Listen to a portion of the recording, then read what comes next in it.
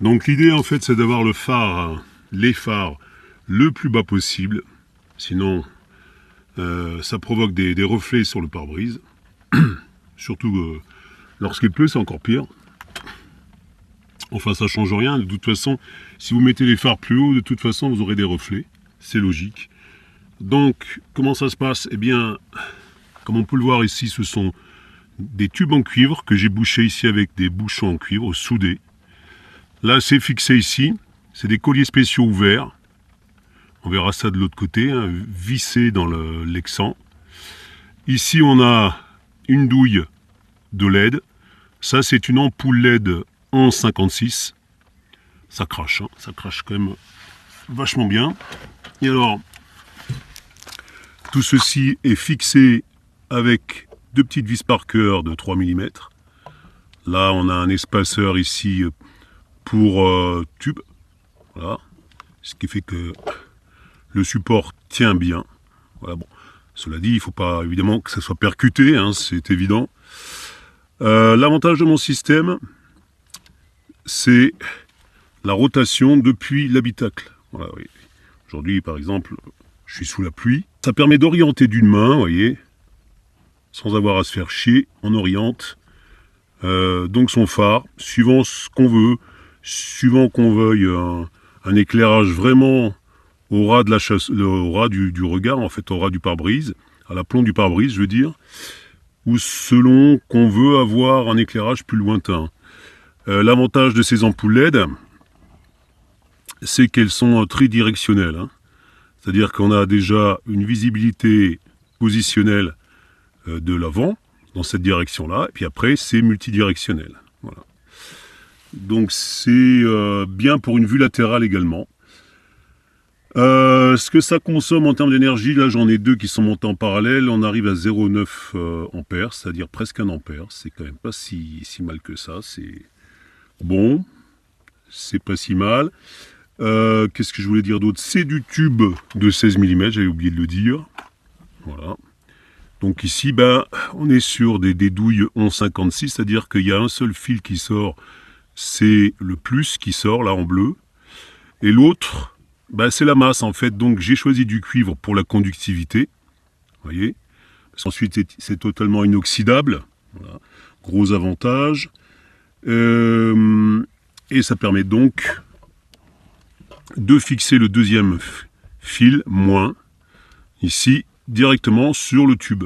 Voilà, il y a conductivité, si vous voulez, entre la douille et ce fil-là par le biais des vis Parker, voilà, qui font contact ici. Ce sont des rondelles en inox, donc des vis également en inox. Il n'y a rien qui rouille dans tout ça.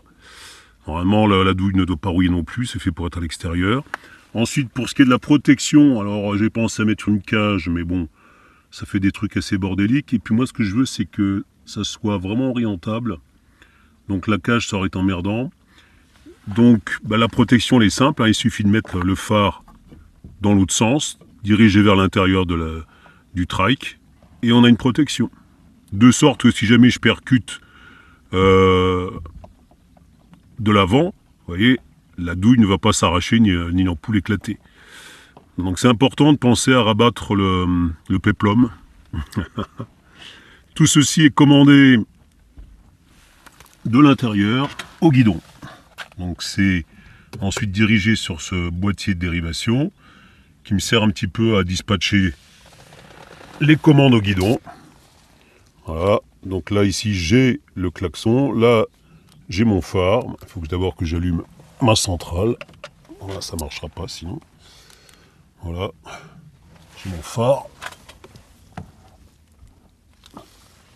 commandé au guidon via ce bouton rouge, vous voyez, hop. Et ça, je l'avais déjà expliqué, ce sont les clignotants gauche et droite. Et là, j'ai le klaxon qui est fixé à l'avant du véhicule. Voilà. C'est un klaxon de moto, hein, tout simplement. Voilà, de sorte que j'ai l'éclairage au bout du guidon. Là, je vais reprendre la route, je vais redémarrer. De sorte que si j'ai besoin d'éclairage, tac, d'une seule pression du doigt, on lâche pas le guidon. Et ça permet également de faire des appels de phare. Voilà ce que je vous disais tout à l'heure sur l'aspect multidirectionnel, donc quel que soit l'angle, hein, même en 3/4, vous voyez, on peut de nuit avoir un positionnement. Là on est de jour, hein, un bon positionnement du véhicule. C'est fait exprès pour dépasser par rapport à la largeur du pare-brise, pour augmenter en fait, si vous voulez, l'impression de gabarit. Et je peux tirer encore un petit peu là-dessus. Voilà, je me suis laissé une marge, je peux encore tirer. Là, je l'ai rapproché le plus que je voulais du pare-brise pour le protéger, tout simplement, hein. Alors, au niveau de la déperdition d'énergie, ça chauffe. C'est une LED, hein. Malgré tout, ça chauffe. Mais vous voyez que mon système permet une bonne ventilation. Et puis, il y a conductivité avec le laiton. Donc, en tout cas, en hiver, aucun problème. En été, les calories vont finir de s'échapper via le tube en cuivre, qui est quand même assez long. Il n'y a pas de souci d'évacuation des calories, quoi. C'est pas enfermé dans une cage hermétique. Les calories peuvent s'évacuer. Le klaxon. Et donc les colliers ouverts. Voilà. Ce sont des colliers ouverts qui sont fixés de l'autre côté, solidement, dans le Lexan. Voilà, de sorte que c'est fait un support aussi qui est démontable. Éventuellement, si je me prends un pet assez violent, vous voyez, ça va sauter, quoi. Ça va sortir des colliers. C'est une sécurité aussi, pour éviter de tout péter. Voilà, puis après j'ai d'autres éclairages. Alors ça, ce sont deux phares en fait en 6 volts. Je transforme le 12 volts en 6, qui sont des phares de position. Ils ne sont pas très puissants, mais normalement on met ça sur des vélos. Et moi, comme je fonctionne en 12 volts, eh bien, c'est transformé en 6 continu. En réalité, c'est des phares qui sont montés avec des dynamos. Normalement, ils fonctionnent en alternatif. Bon là, j'ai mis du continu 6 volts, mais bon, ça a l'air de fonctionner, mais c'est pas terrible. C'est vraiment de la position, ils sont pas très gourmands en énergie, ils sont assez économes. Et ensuite ici, j'ai des Hermitech. Alors j'en ai une en bas, qui va éclairer vraiment le bas de la chaussée, rechargeable via USB.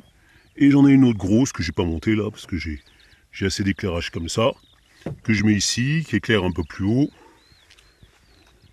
Et en haut, j'ai des projecteurs pour gibier.